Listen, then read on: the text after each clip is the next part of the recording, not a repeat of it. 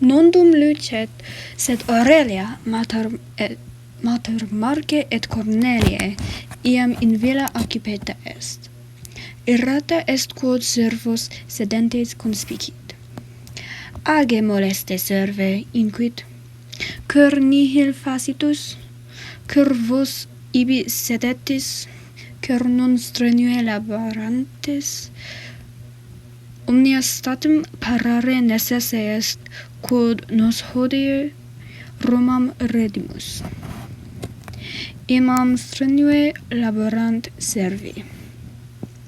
Tum Aurelia pueros exitare parat. Intrit igitur cubiculum Marce. Clamat, age Marce, tempus est sugere. Nos ad urbum ridare parumus. Marcus matrem audet, sed nihil respondit. Diende Aurelia cubiculum sexti intrat. Clamat, age sexte, tempus est sugere. Statim circum sextis. Celeritur tunicam et togam induit et brevi tempore i cubiculo curit. Iterum Aurelia cubiculum Marce intrat.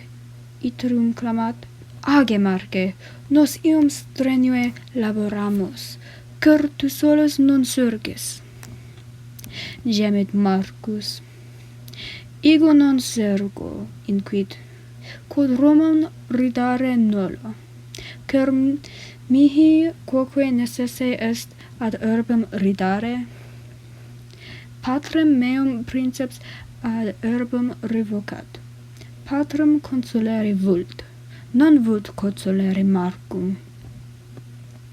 Subito intrat Gaius, pater Marce, et clamat, sed ego volo consulere Marcum, cur Marcum hodie mi vexus, cum non surgus, cur nondum tunicam et togam induis, molesti puer. Nihil respondit Marcus, sed statim sergit quod patrem timet.